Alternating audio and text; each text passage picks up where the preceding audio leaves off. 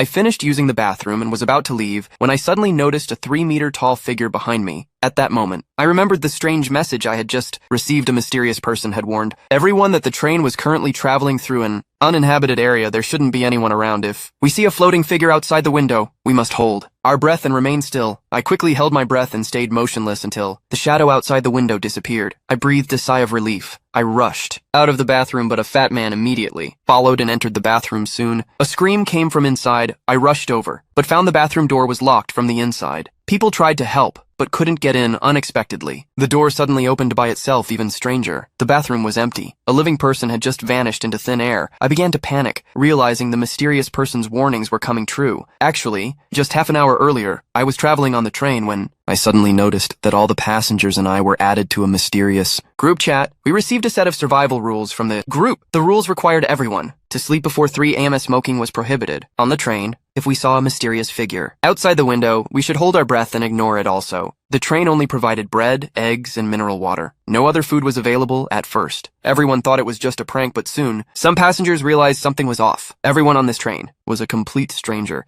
How did the mysterious person get everyone into the group? But as everyone started to ask the group leader, we realized we couldn't send any messages just then. The train's announcement came on. It said the next stop was a virus outbreak, and the train was undergoing disinfection. The train would make an emergency stop. Hearing the announcement shocked everyone. We couldn't believe the messages from the rules were really coming true. Immediately remembered the rule that we couldn't use the bathroom before 3 a.m. when the train stopped. I quickly ran to the bathroom before the train halted. After I finished and was about to leave, I felt a sudden chill behind me, but as soon as I turned around, I saw a shadow outside the window. I remembered the rule from earlier. Immediately covered my mouth. I held my breath and stayed still. No matter how much the person outside the door urged me, I didn't dare to respond. Once the shadow outside disappeared, I rushed out of the bathroom. Then a confused fat man entered the bathroom. I thought about having a cigarette to calm down, but then I heard a cry for help from inside the bathroom. Everyone in the train car rushed over when it went silent in the bathroom. Bravely opened the door, but only smelled a horrible stench and saw nothing. Thought back to the shadow I saw earlier and concluded that a passenger must have been killed by the shadow for not following the rules. I completely believed in the survival rules from the group. If you didn't follow them, you could be in serious danger. I looked at my watch. The rule said we had to be asleep before 3 a.m. and not make any sound. There were only 5 minutes left before the train stopped, so I rushed back to my seat and lay down. Other passengers quickly followed and lay down as well. Then